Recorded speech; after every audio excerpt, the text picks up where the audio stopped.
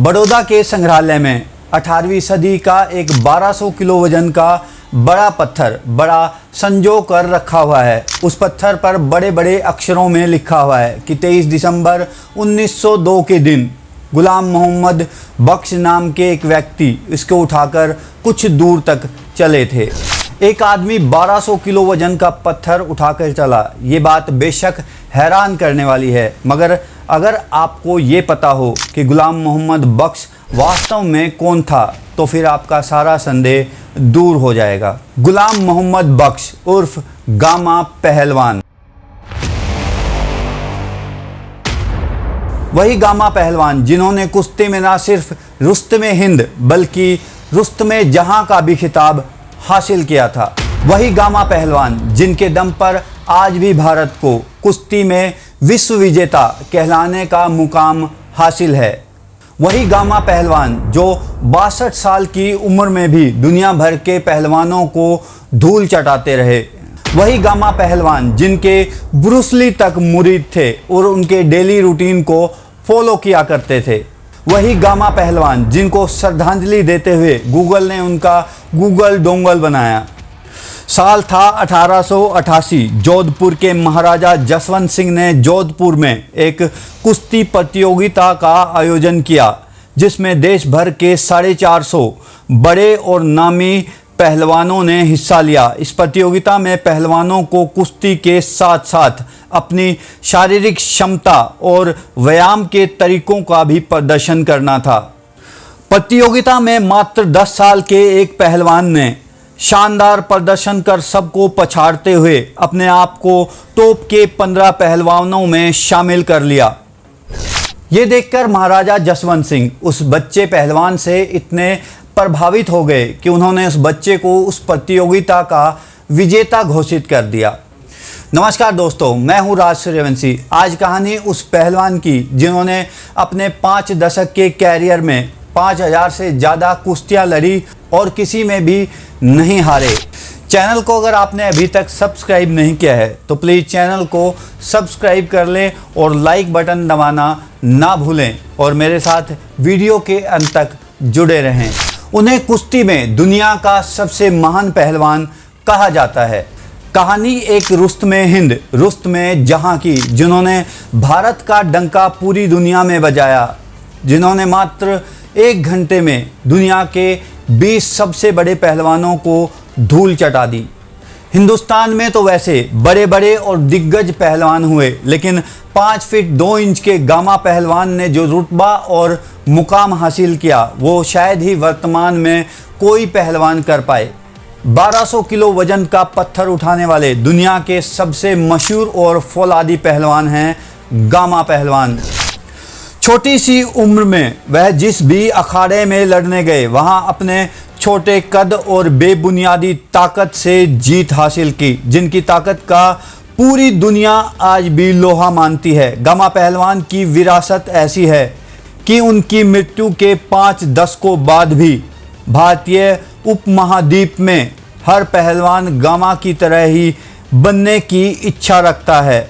उनका जन्म अमृतसर के गांव जब्बोवाल के कश्मीरी परिवार में 22 मई 1878 को गुलाम मोहम्मद बख्श के रूप में हुआ था। उनका परिवार विश्व स्तर के पहलवानों की वजह से जाना जाता है। जब गामा 6 वर्ष के थे तो उनके पिता मोहम्मद अजीज बख्श का देहांत हो गया था, जो कि एक प्रसिद्ध पहलवान थे। उनके पिता की मृत्यु के बाद गामा पहलवान की देखभाल उनके नाना और नून पहलवान ने की। नून पहलवान की मृत्यु के बाद उनके चाचा ईदा ने उनकी देखभाल की और उन्होंने ही गामा पहलवान को कुश्ती में पहली बार प्रशिक्षण दिया। जब जोधपुर में आयोजित कुश्ती में गामा की कौशल की कहानियां दतिया के महाराज के कानों तक पहुंची तो उन्होंने गामा और उनके भाई इमाम बख्श को अपने पास प्रशिक्षण के लिए बुला लिया और उनका सारा खर्चा वहन करने लगे और इस प्रकार गामा पहलवान की पेशेवर कुश्ती की शुरुआत हुई। पहलवान प्रतिदिन 10 लीटर दूध, आधा किलो घी, 6 मुर्गे, बकरा और काजू बादाम खुराक में लेते थे। वो प्रतिदिन 40 पहलवानों के साथ अखाड़े में कुश्ती किया करते थे। गामा पहलवान रोजाना गले में 100 किलो की हसली पहनकर 5000 उठक बैठक यानी कि स्क्वाट और 3000 दंड यानी कि पुशअप्स लगाया करते थे। गामा पहलवान भारत में सबसे ज़्यादा सुर्खियों में तब आए जब उन्होंने 1895 में मात्र 17 वर्ष की उम्र में तत्कालीन रुस्तमे हिंद रहीम बख्श सुल्तानी वाला को खुली चुनौती दे डाली। रहीम बख्श सुल्तानी वाला जिनकी ऊंचाई लगभग 7 फीट 2 इंच की थी, रहीम बख्श ने भी आज तक हार का मुंह नहीं देखा था और वो अपने प्रदर्शन के बेहतरीन दौर में थे। एक तरफ गामा मात्र 17 साल के थे और इनकी हाइट थी 5 फीट 2 इंच की।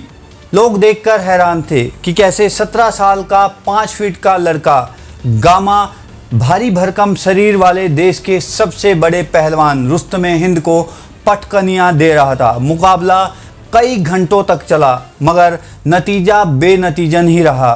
मुकाबला बराबरी से खत्म हुआ। रहीम बख्श सुल्तानी वाला के साथ गामा का ये मुकाबला उनके जीवन का बहुत अहम मुकाबला था। इसके साथ ही गामा देश के बड़े नामी पहलवानों में शामिल हो गए।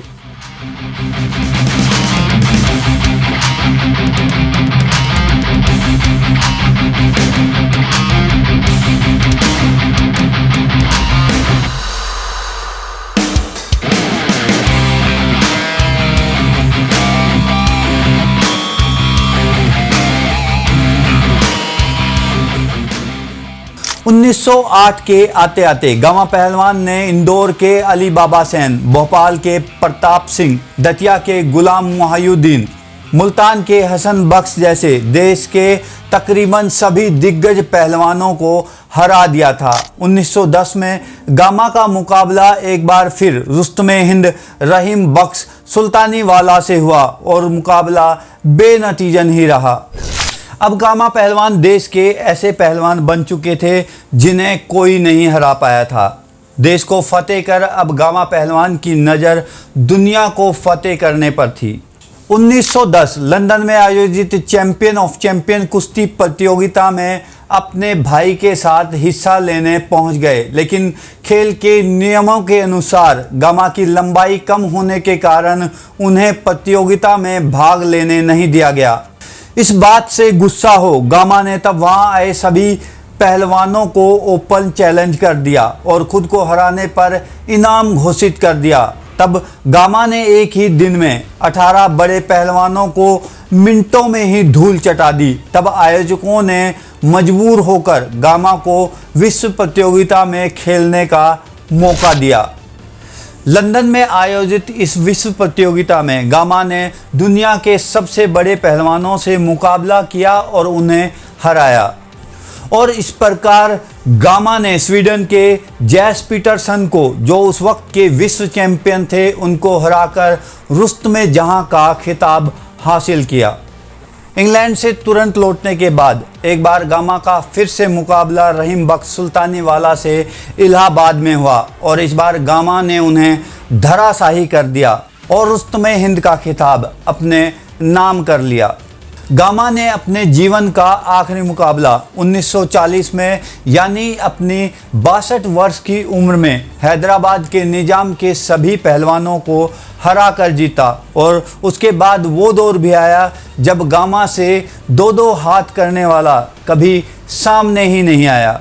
भारत की आज़ादी के बाद 1947 को गामा पहलवान पाकिस्तान की तरफ चले गए। जब हिंदू मुसलमानों के दंगे हो रहे थे तब हिंदुओं को बचाने के लिए गामा दीवार बनकर बीच में खड़े हो गए थे और हजारों हिंदुओं को अपने खर्चे से हिंदुस्तान बचाकर भेजा था।